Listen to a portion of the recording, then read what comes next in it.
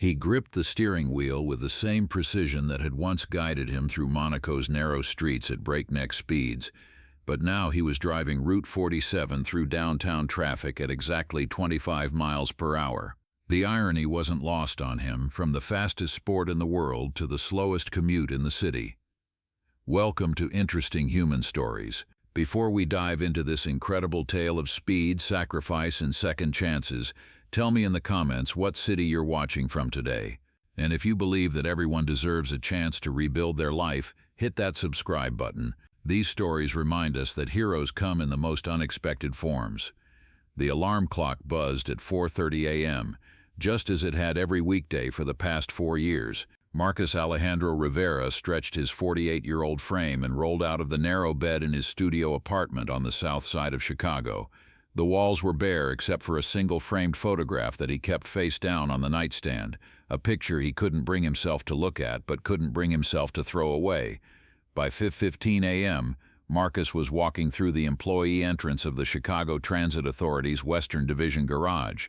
The massive space housed 47 buses in various states of maintenance, their blue and white livery dulled by years of city grime and harsh winters. The morning shift supervisors barely acknowledged him as he clocked in and grabbed his route assignment. Bus 2847, Route 47, Western Avenue Corridor. "Morning, Rivera," called Janet Washington, the route supervisor, without looking up from her clipboard.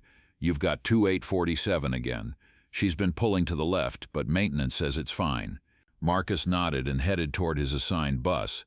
He'd learned not to trust maintenance reports completely, not after spending 20 years in a sport where mechanical failure could mean death at 180 miles per hour.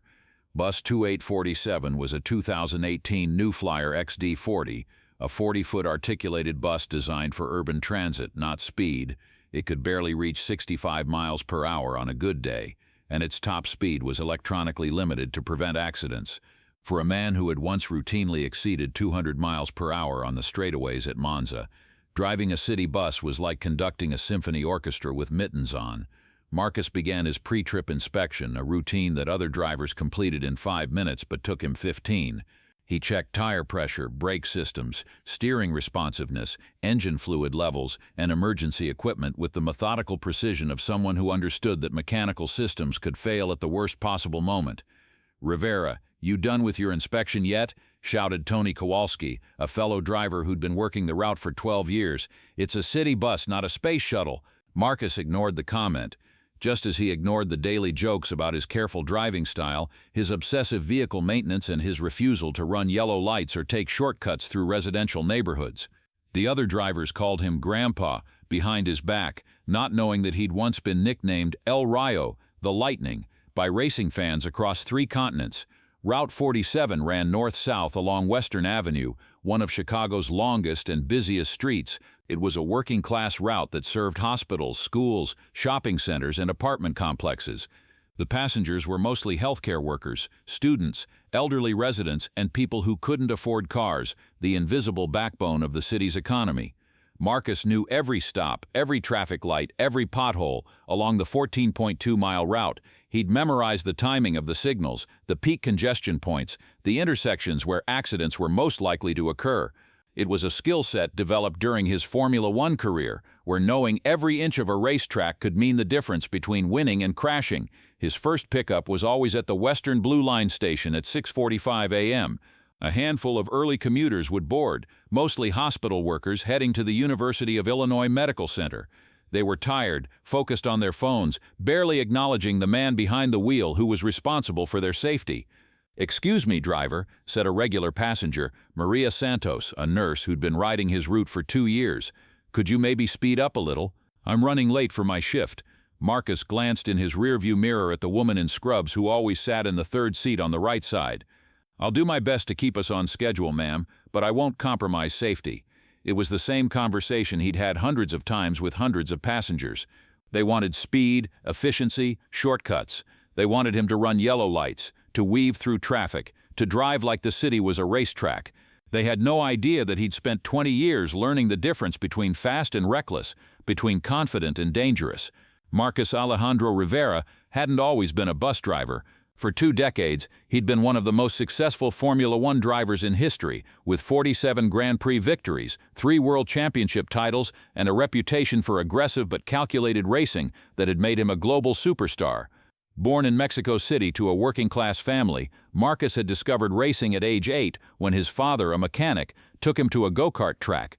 The boy who struggled in school, who was too shy to make friends, who felt lost in the chaos of a city of 20 million people, had found his home in the cockpit of a racing car. By age 16, he was winning junior formula races across Mexico and Central America. By 20, he was racing in Formula 2 in Europe. By 22, he'd earned his first Formula One contract with a mid-tier team that saw potential in the quiet Mexican driver who spoke with his foot on the accelerator. His breakthrough came during his 3rd season, when a mechanical failure during qualifying at the Monaco Grand Prix had left him starting from the back of the grid. In a sport where track position was everything, most drivers would have accepted a points finish as a moral victory. Marcus had other ideas. He'd driven the race of his life that day, threading his car through gaps that didn't exist, finding racing lines that the computer simulations said were impossible, maintaining concentration for 2 hours and 17 minutes of wheel-to-wheel combat at speeds that would have been considered reckless anywhere but a Formula One circuit. When he'd crossed the finish line in first place, having passed 21 other drivers in the most technically challenging race on the calendar, the racing world had taken notice. El Rayo was born that day, the lightning-fast Mexican driver who could make impossible passes look routine. The success at Monaco had opened doors that Marcus had only dreamed of. Within 2 years, he was driving for Ferrari, the most prestigious team in Formula One history. The red cars, the passionate Italian fans, the pressure of representing a brand that had been racing since before World War II. It was everything a racing driver could want. Marcus had thrived under the pressure. He'd won his first world championship in his 2nd season with Ferrari, becoming the first Mexican driver to claim the title. The victory had been celebrated throughout Latin America, where millions of fans had stayed up until dawn to watch their hero succeed on the world's biggest stage. The 2nd championship had come 3 years later, after a season-long battle with a British driver who was considered the best of his generation. The 3rd championship, at age 34, had cemented Marcus's legacy as one of the greatest drivers in Formula One history. But success in Formula One came with costs that weren't measured in lap times or championship points. The travel schedule was relentless. 23 races across 6 continents, with testing and promotional appearances filling every gap in the calendar. The physical demands were extraordinary. Drivers experienced G-forces that would incapacitate normal people, all while maintaining concentration levels that would challenge fighter pilots. The mental pressure was perhaps the worst part. Every mistake was analyzed by millions of fans and critics. Every race was a referendum on talent, courage, and worthiness.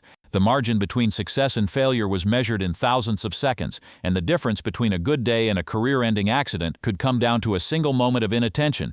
Marcus had handled the pressure better than most, but it had come at a cost. Relationships had suffered. He'd been married twice, divorced twice. He'd had few close friendships outside the insular world of Formula One.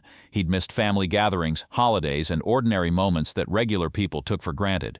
The beginning of the end had come during Marcus's 15th season in Formula One, when he was 37 years old and still competitive with drivers half his age. He was driving for a new team, a well-funded operation that had recruited him to be their lead driver and technical advisor.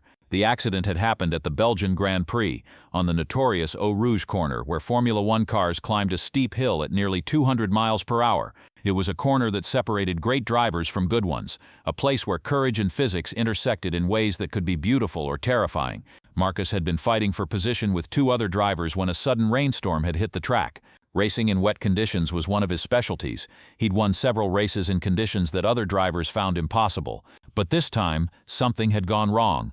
The details were still unclear. Even years later, the official investigation had blamed a combination of factors: worn tires, changing weather conditions, and aggressive racing. What everyone agreed on was that Marcus's car had lost control at 180 miles per hour, spinning sideways into the barriers with an impact that registered 67 G-forces on the telemetry systems.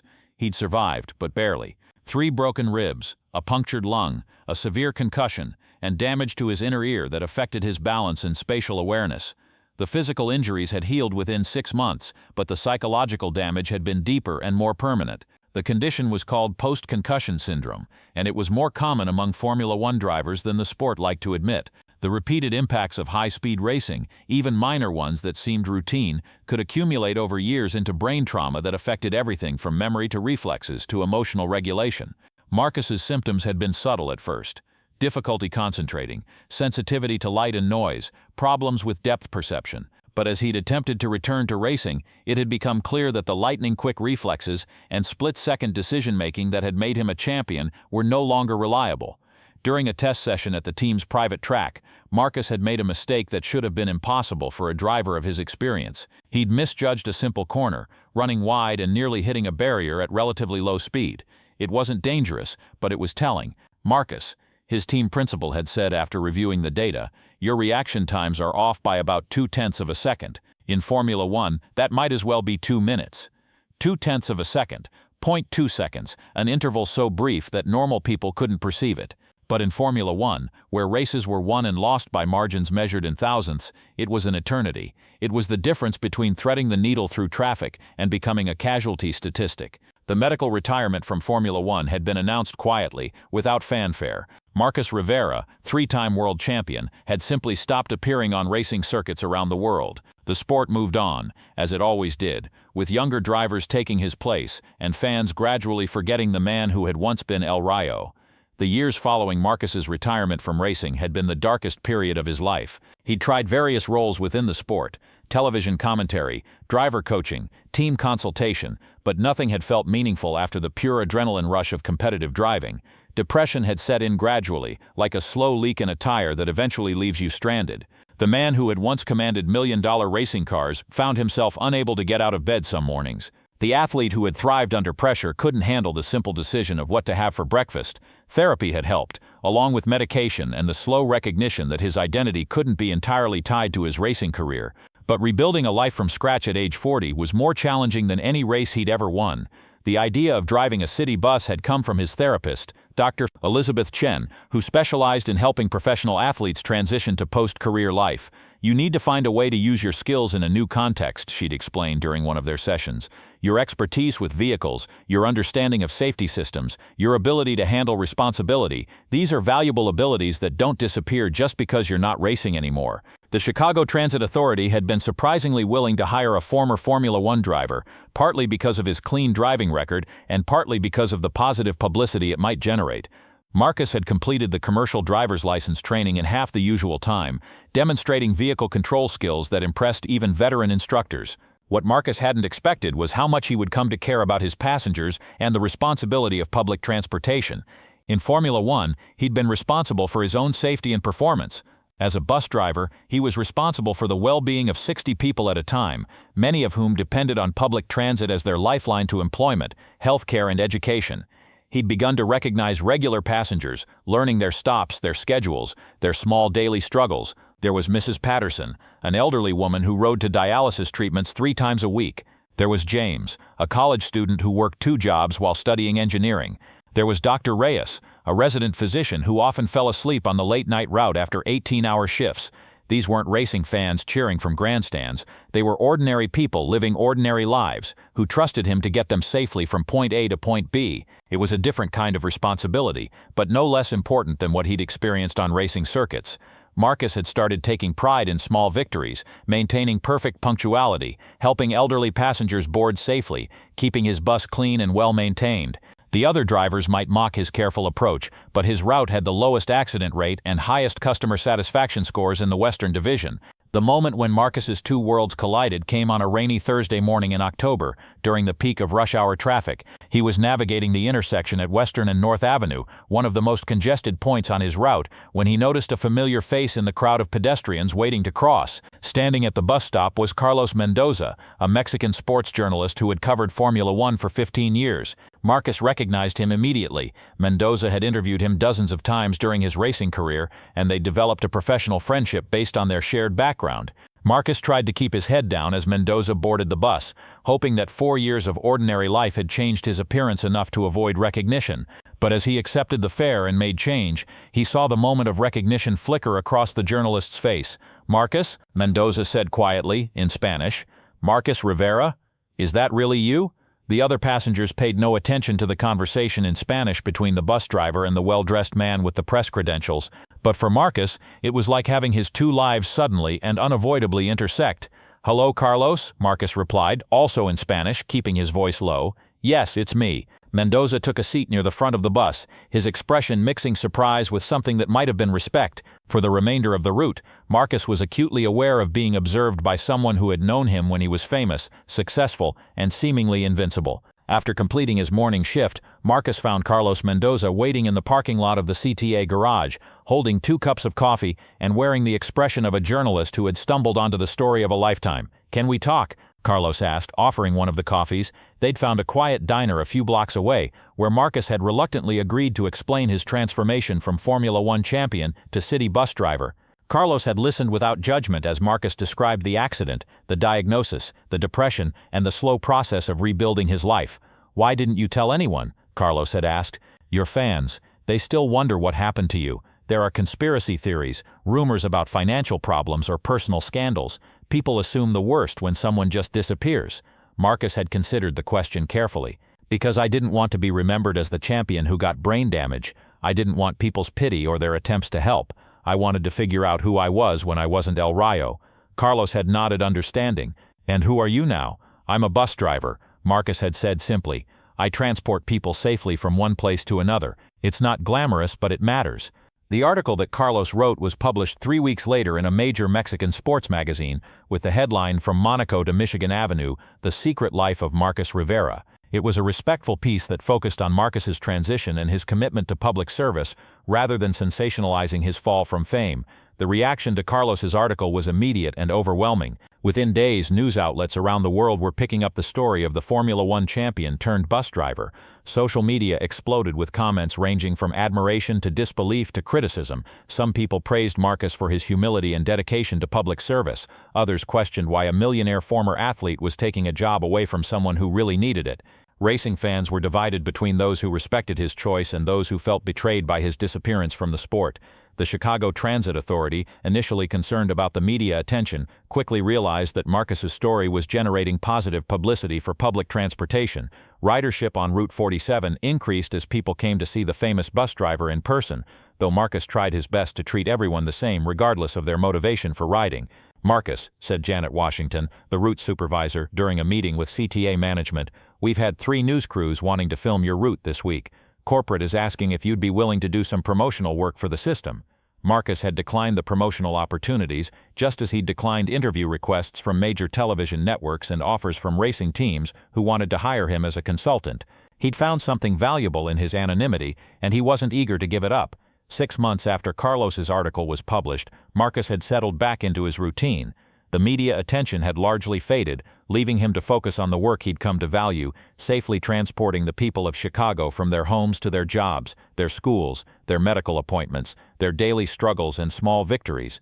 He'd been driving Route 47 for 4 years now, and he'd learned something that no amount of Formula One success had taught him, that heroism wasn't always measured in championships or trophies or worldwide recognition. Sometimes it was measured in perfect attendance, in accident-free driving records, in the small nod of acknowledgement from a regular passenger who knew they could count on you to be there. One morning, as he was completing his pre-trip inspection, Tony Kowalski had approached him with an unusual expression on his face. "Hey, Rivera," Tony had said, using his real name for the first time in years. "I read that article about you, the racing thing. I had no idea." Marcus had nodded, continuing to check his tire pressure. "I've been driving buses for 12 years. Tony had continued, "and I always thought this job was just something to do until something better came along. But watching you work, the way you take care of the bus, the way you treat the passengers, it made me think maybe I was wrong about what better means." Marcus had straightened up and looked at his colleague. "This job matters, Tony. These people depend on us. That's not temporary, that's permanent responsibility." Marcus Rivera still drives Route 47 for the Chicago Transit Authority. He still arrives at 4:30 a.m. for the 5:15 shift. He still performs 15-minute pre-trip inspections that other drivers consider excessive. He still drives exactly at the speed limit, stops at every yellow light, and treats every passenger with the same careful attention he once reserved for his racing car. But now he understands something that had eluded him during 20 years of Formula One success, that the most important victories aren't always the most visible ones, that serving others can be more fulfilling than serving yourself, that the skills that make someone a champion on the racetrack, discipline, focus, dedication, responsibility, are the same skills that make someone a champion in everyday life. The framed photograph that he used to keep face down on his nightstand now sits upright on his kitchen table. It shows him standing on the podium at Monaco, champagne spraying, arms raised in victory, millions of people cheering his success. But next to it is a newer photograph, his Route 47 bus parked at the Western Blue Line station, with a small group of regular passengers who've become something like friends. Both pictures represent victories, but only one represents the man he's become. Marcus Rivera, three-time Formula One world champion, will always be remembered for his speed. But Marcus Rivera, CTA bus driver, hopes to be remembered for something more important, for showing up every day, for taking care of the people who trust him, and for proving that heroism comes in many forms, including the quiet heroism of public service. Sometimes the greatest victory is not crossing the finish line first, but making sure everyone gets home safely. So now I ask you, have you ever met someone who seemed ordinary until you learned about their extraordinary past? Someone who chose service over fame, responsibility over recognition, someone who found their true calling in a place no one expected? Share their story in the comments. Tell us about the hidden champions in your own life. Because here at Interesting Human Stories, we believe that greatness isn't always measured in trophies or headlines. Sometimes it's measured in small acts of daily dedication, in the quiet choice to serve others, in the courage to rebuild your life around what truly matters. If this story moved you, subscribe and share it. Help us honor the people who find their purpose not in the spotlight but in the shadows, the former stars who become everyday heroes, one passenger at a time. We'll see you in the next story. Until then, remember, the person driving your bus, serving your coffee, or cleaning your office might have stories that would take your breath away, and their current chapter might be the most heroic one yet.